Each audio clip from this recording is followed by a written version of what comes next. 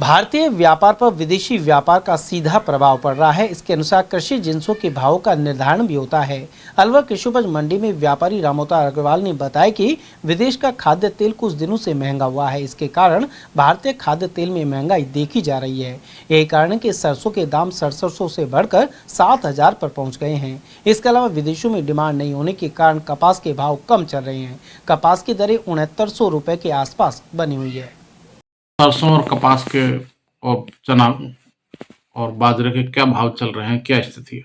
स्थिति क्या है? सरसों को यार हमारे कल मंडी में भाव थे 69 69.5। आज मंडी में भाव है 42 लाख पे 7000 रुपये, 50 रुपये तेजी है।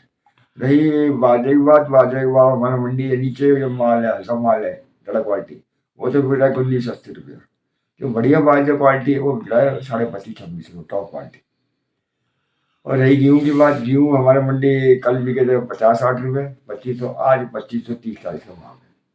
सर कपास की काफी आवक दिखाई दे रही है। कपास की आवक तो है लेकिन आमद तो कपास की हो रही है, बाजार ढीला है। बाजार क्या है कि हमारे यहाँ मान लो 6900 भाव मान लो टॉप में, आज बाजार ढीला है, 100 रुपये ढीला है कपास। कपास की आवक ज्यादा है, डिमांड कब है? डिमांड कम है, डिमांड कम है। मिनोड़ा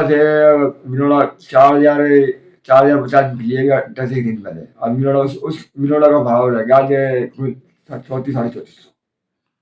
तो इस वजह से मंदी है कपास। बाजार मंदा है, विदेशी बाजार के ऊपर डिपेंड है। सर अपना जो भारत का कपास है वो क्या विदेशों में नहीं जा रहा, क्या कारण है कपास की रेट नहीं बढ़ पा रही है? डिमांड के ऊपर डिमांड है, विदेश की डिमांड में बाजार बढ़ जाता है, वहाँ डिमांड नहीं है तो बाजार उठ नहीं रहा, बिक नहीं रहा माल। तो विदेशों में इसकी डिमांड नहीं है कि कपास की? कम डिमांड है, कम है, भाव के हिसाब से मतलब डिमांड जैसी होनी चाहिए ना वो है नहीं। अच्छा सर, भारतीय बाजार में जो उपलब्ध जो इसका डिमांड है वो भी नहीं है? वो बिल्कुल नहीं, डिमांड होती तो ये लगा लो अभी 15-20 दिन हो गए, 15 दिन पहले बिकी यही कपास बिकी थी 78 रुपया। वही कपास कल थी हमारे मंडी में 7000 के आसपास, आज ये 69 भाव है और 68 का भाव बताओ उसमें कि मिलोड़ा सपोर्ट नहीं कर रहा है, जिसके कारण भाव कम है। हाँ, मिलोड़ा 4050 की मिलोड़ा 3450 रह गए, तेजी कहाँ है? इसलिए बाहर विदेश बाजार मंदिर रिहाई बाजार टूटे पड़े, ये बात है। तो ज्यादातर फसलों के भाव हैं वो स्थिर हैं, बढ़ नहीं रहे हैं।